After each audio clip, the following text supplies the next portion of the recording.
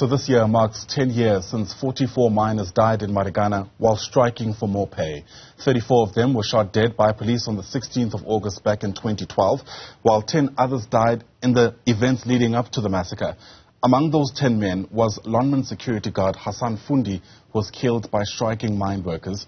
His widow Aisha joins us now via our telephone line on this difficult day in remembrance of her husband. Aisha, it's great to have you on the program. Thank you so much indeed for making time to speak to us. And once again, condolences to you and your family, especially around this period.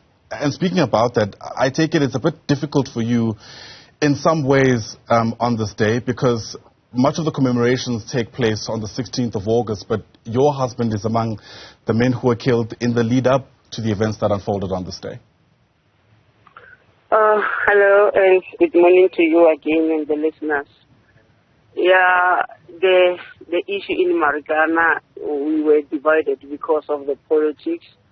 They were like people came to us and say, these are the 34, these are the 10, and because maybe the 10 families, we were not maybe making money or we were regarded as minority, people had never had shown any interest in us. So most of the time, even the people that are doing commemoration on the 16th of August, they're not inviting the other families. So that you can tell of the division, and this is maybe how we're gonna go on and live like this in Marikana. Sure. Is that still the case? Are you invited to this year's commemoration? No, we're not. Wow. We haven't been invited for the past 9 years.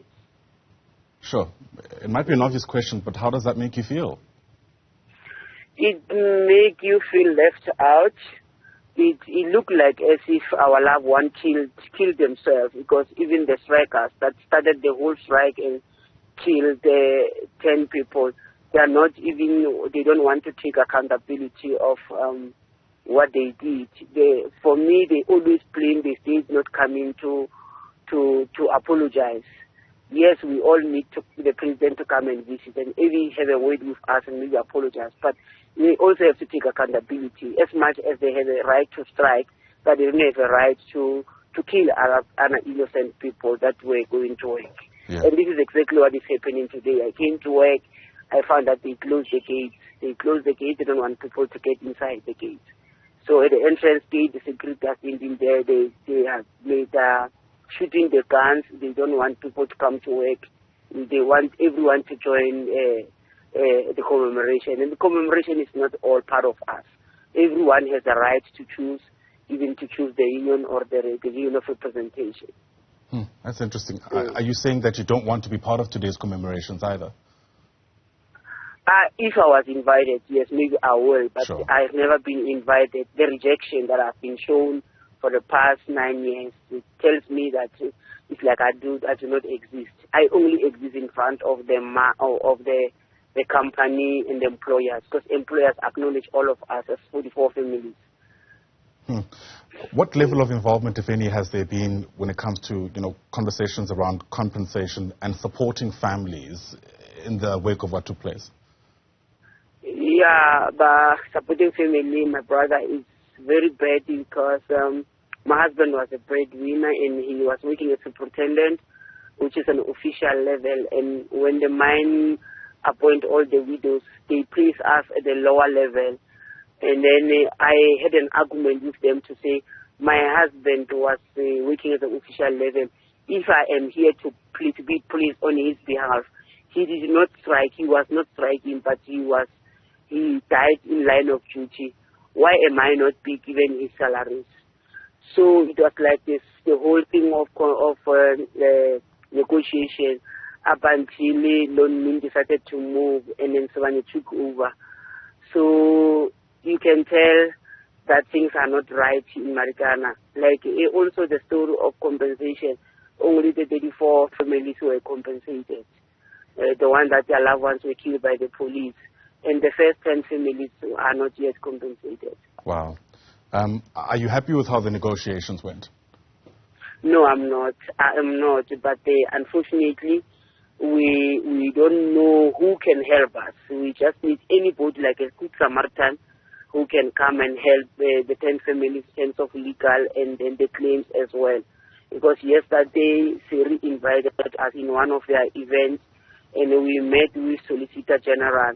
And then when we were asking, and he was also finding out who did not get a claim, we raises our voices and then to say 10 families so were not compensated. He said he doesn't have our claims. So we went to approach the mine to help us if they have a legal representation, to maybe they can intervene somehow to have all families to be compensated. Yeah, it's just really heartbreaking to hear, Aisha. You know, and typically around this time of the year, one also tries to, I don't know, bring up memories of the individuals who we're trying to, at the very least, honor around this time of the year. Do you still remember your last interaction with your husband, Hassan? It was on that Saturday, because he was killed on Sunday, the 12th of August.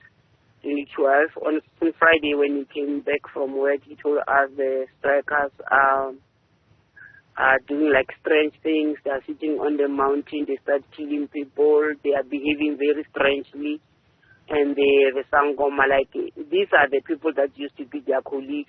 Like, every time when they were striking, they were able to penetrate them and talk to them as the colleagues, like all the miners. But this time around, they said when they were approaching them, they were chasing them at the mountain. They were chasing them, that we don't want people that have phones next to us, people that have the watches, any jewelry. So they were chasing, they were like acting very strange, and they were told that there is a sangoma, because some of the strikers were killing them, because there is a sangoma that is sitting with them at the mountain. Not knowing that my husband the next day will also be the victim, because I was told, like, you remember the time of the commission when Mr. X was testifying. He said the reason why they killed my husband was that they had the command of the Sangoma to go and look the human flesh and the blood, so they can, but they say it's Tunisa Ieza, so that is what she's putting it. They had to kill that day. No ways. Because when they were going out, they were wild and looking for any blood that they will come across, so they can take that person and go to the ritual. So that means my husband was taken, his body parts, the tongue, and everything that they took from him. They were given the Sangoma to do their rituals. That is so how Mr. X explained it. Sure. And then I didn't believe Mr. X for the first time. When he was testifying, because they were saying this is allegation, he was lying. Right. But now, all of a sudden, I'm sitting here at the mine, I'm looking at the mine. There are people that are approaching me that they have been striking. They tell me that, Ms. Fundi, this is real, and your husband and other people that you killed, they were haunting us. We even went to do the rituals at the mountain to stop people that are haunting us. So whatever that Mr. X was telling is actually the truth. Just as these people, they don't want to acknowledge. So these are people that are coming, sneaking, and coming to talk to us. Wow. So that means this is real. Sure. And it's obviously a criminal matter. How far is that process? Do you have people that you've been able to identify who you feel have been held accountable for this? That is another part where when we were talking to Solicitor General to say we haven't received the justice. We need to see justice all around. As much as the people on the 16th, they want to see the justice with the police that killed their loved ones, we also want to see the justice in the workers that took our loved ones' life.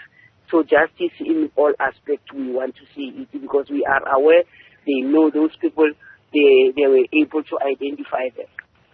Sure. I understand you also had 3 children with Hassan, the youngest now being 18 years old. How are they doing? Yes. Yeah, Amina now is 18 years and she just started first year at UCT. So far, the firstborn who refused to be taken by the mine to school and even to come and take their father's job, he took a job as SA Navy military. The second born, this boy was very broken. Hussein, the time when his father passed away, he was doing grade 11. He repeated grade 11, and I had to force him to finish the school. The boy was so broken, like he we cannot expect every child to heal the same. We heal differently as people. He refused even to attend the social work services and psychology that was provided by the mine. He said it doesn't matter because these people, they keep on reminding him. So he actually does not want. So after matric, the mine took him to school because there was a bursary and a trust fund that was established after the whole story of Marikana, 1608 trust fund. So they took him to school. He was doing IT. He dropped out from the school. Like he said, no, he can't. He just lacking the mentor in his life. He was fall into the depression.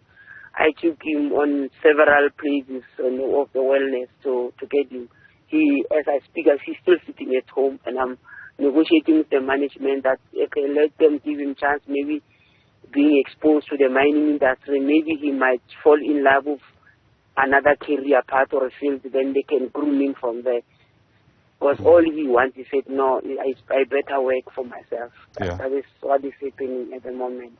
Apparently, he's not the only one. Amongst all the beneficiaries, there are about 8 of them that were dropped out. That we are still negotiating as families to the mine to see if they are able to please the kids.